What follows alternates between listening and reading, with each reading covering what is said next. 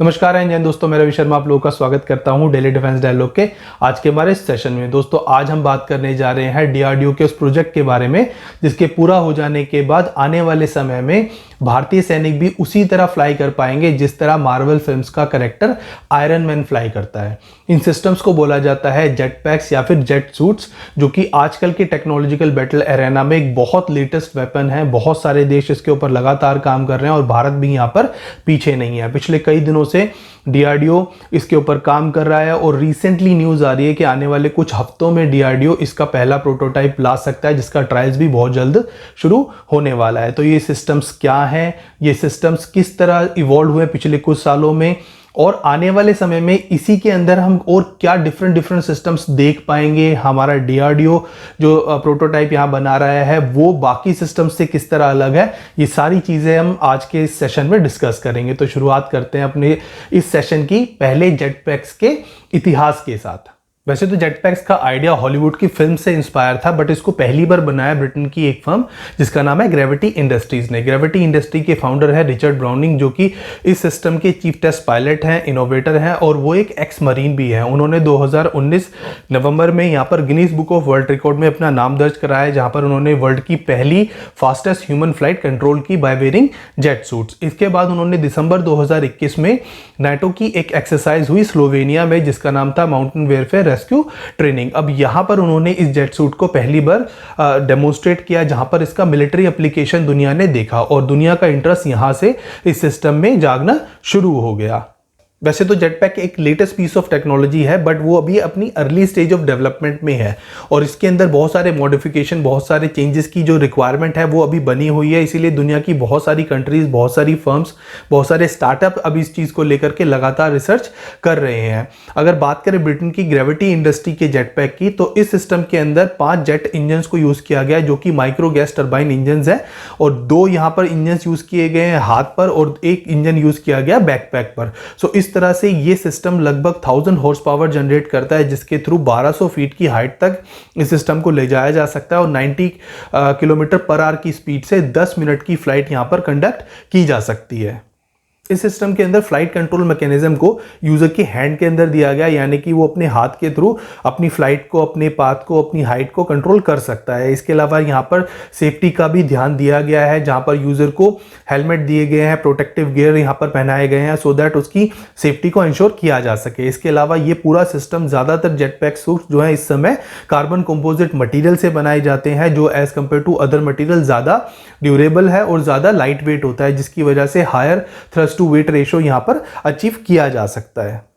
Britain के अलावा US की भी एक ऐसी फर्म है जो कि इस तरह की जेटपैक्स को बनाती है। इस फर्म का नाम है जेटपैक एविएशन और ये एक कैलिफोर्निया बेस्ड फर्म है जहां पर फोकस ज़्यादा किया गया है लॉन्ग ड्यूरेशन फ्लाइट्स पर। इस तरह के जेटपैक्स लगभग 20 से 40 मिनट की फ्लाइट ड्यूरेशन ऑफर करते हैं, वहीं पर ब्रिटेन के जो जेटपैक्स हैं वो लगभग सिर्फ 10 मिनट की फ्लाइट ड्यूरेशन ऑफर करते हैं। इसके अलावा इसका जो वेट है इस जेटपैक का वो ब्रिटेन के कंपेरिजन में काफ़ी कम है। ये लगभग 48 किलोग्राम का इसका टोटल वेट है। इसकी स्पीड भी लगभग 198 किलोमीटर पर आवर की है। इसके अलावा इसके अंदर एक बड़ा स्ट्रक्चरल चेंज है, जहां पर ब्रिटेन के जेटपैक में हैंड्स के अंदर कंट्रोल मैकेनिज्म्स दिया गया है, वहीं पर इस जेटपैक के अंदर हैंड्स को फ्री रखा गया है, जो कि मिलिट्री पॉइंट ऑफ व्यू से काफ़ी ज़्यादा पॉजिटिव चीज़ है, क्योंकि किसी भी ऑफेंसिव या डिफेंसिव मिशन के अंदर यहाँ पर आप हैंड के अंदर वेपन को रख सकते हैं। ये ऑप्शन इस जेटपैक के अंदर दिया गया है। तो इस तरह से ये jetpack military point of view से ब्रिटिश जेटपैक के कंपैरिजन में थोड़ा सा सुपीरियर है। इसको यूएस की नेवी भी कुछ हद तक यूज़ करती है और बहुत जल्दी इसको FFA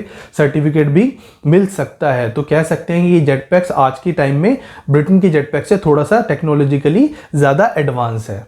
ब्रिटेन और अमेरिका के बाद अब आ जाते हैं इंडिया की एक ऐसी फर्म पे जो कि इस तरह की जेटपैक सूट्स को बनाती है। ये एक बेंगलोर बेस्ड स्टार्टअप फर्म है जिसका नाम है एब्सोल्यूट कंपोजिट, जिसने 2023 के एरो इंडिया में अपने जेटपैक सूट को डेमोन्स्ट्रेट किया था। इसके बाद जब इंडियन आर्मी ने रिक्वेस्ट फॉर इन्फॉर्मेशन रिलीज किया इस तरह के जेटपैक सूट्स को लेकर के, तो उन्होंने इंडियन आर्मी को भी यहाँ पर अपना डेमोन्स्ट्रेशन दिया था। ये जेटपैक सूट एक डीजल इंजन पर बेस्ड है, यानी कि एक डीजल वर्जन है जेटपैक सूट्स का जो कि डीजल से पावर्ड होता है। इसकी जो मैक्सिमम रेंज है वो लगभग 10 किलोमीटर की है।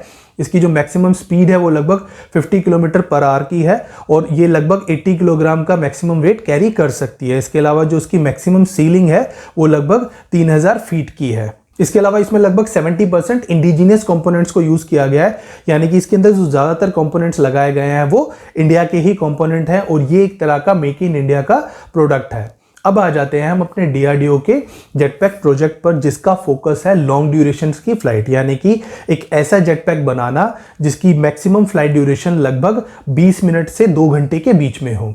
देखिए यहाँ पर डीआरडीओ का फोकस है एक ऐसा जेटपैक बनाना जिसका थ्रस्ट टू वेट रेशो काफ़ी ज़्यादा हाई हो। इसका मतलब है जो उसका वेट है वो काफ़ी ज़्यादा लाइट हो और जो उसके इंजन है उसके अंदर इतना थ्रस्ट पैदा करे कि वो इस वेट को बहुत ईजीली लिफ्ट कर सके। इसी की वजह से जो फ्लाइट की ड्यूरेशन है वो भी काफ़ी ज़्यादा बढ़ जाती है और ये जो लॉन्ग ड्यूरेशन फ्लाइट्स हैं वो इसी तरह से पॉसिबल हो पाती हैं जब थ्रस्ट टू वेट रेशो यहाँ पर इस जेटपैक का काफ़ी ज़्यादा हायर होगा। इसीलिए डीआरडीओ ने यहाँ पर एक डिफरेंट अप्रोच यहाँ पर अपनाई है। यहाँ पर उन्होंने battery powered electrical ducted fan, जिनको ईडीएफ्स बोला जाता है, उस तरह के इंजन को यहाँ पर यूज किया है। सो ईडीएफ यानी कि इलेक्ट्रिकली डक्टेड फैन एक तरह की सेल्फ कंटेंट प्रोपल्शन यूनिट है जिसके अंदर एक मल्टी ब्लेडेड फैंस होते हैं और इसके अंदर एक पावरफुल इलेक्ट्रिकल मोटर होती है। इसकी कुछ एडवांटेजेस हैं जेट इंजन के कंपैरिजन में, जिसमें सबसे पहली आती है इसका लेस नॉइसी होना, यानी कि इसके अंदर जो नॉइस का लेवल है वो काफ़ी कम होता है as compared to jet engine.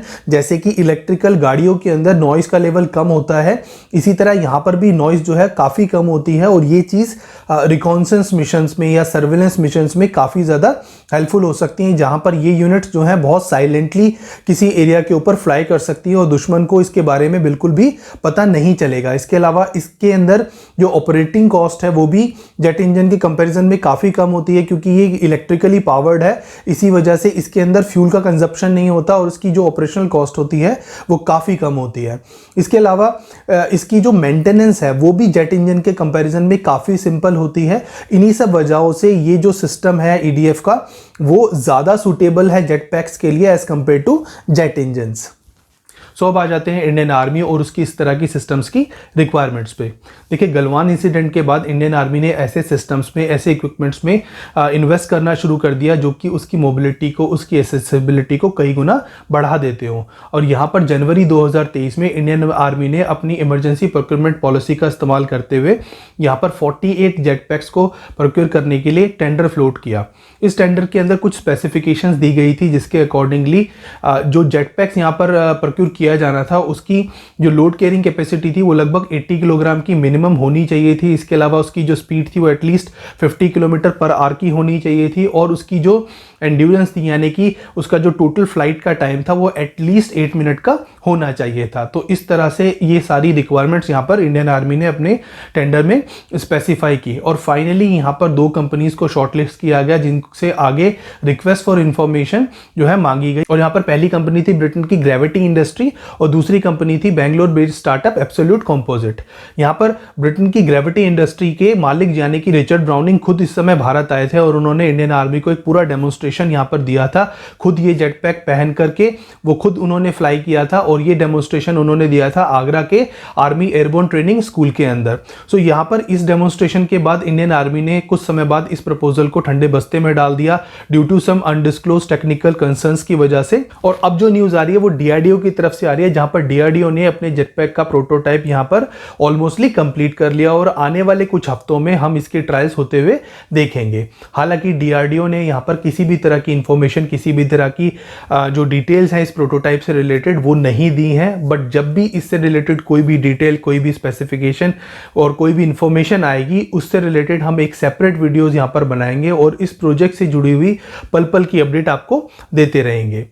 Ultimately हम ये कह सकते हैं जैसे कि ड्रोन्स ने 21 सेंचुरी के फर्स्ट हाफ में वॉर्स में अपना इम्पैक्ट छोड़ा है, इसी तरह ये सिस्टम्स भी 21 सेंचुरी के सेकेंड हाफ में वॉर्स में अपना इम्पैक्ट छोड़ेंगे। कोई भी फ्यूचर सोल्जर्स की कल्पना इन तरह के सिस्टम्स के बिना आज के दिन में नहीं की जा सकती। इनका एप्लीकेशन एरिया बहुत वाइड है, चाहे वो नेचुरल क्लाइमेटीज हो, हाई ऑल्टीट्यूड पे वॉरफेयर हो, इसके अलावा काउंटर इंसर्जेंसी ऑपरेशन हो, बिल्ट अप एरिया में फाइट हो, गोरिल्ला वॉरफेयर हो, इसके अलावा क्विक रिकॉन्सेंस मिशंस हो। तो कई तरह के मिशंस में, कई तरह के रोल्स में इस तरह के सिस्टम्स की रिक्वायरमेंट्स बहुत ज़्यादा बनी हुई है और आने वाले दिनों में हम इस तरह के सिस्टम्स का बहुत एक्सटेंसिवली यूज़ होते हुए देखेंगे।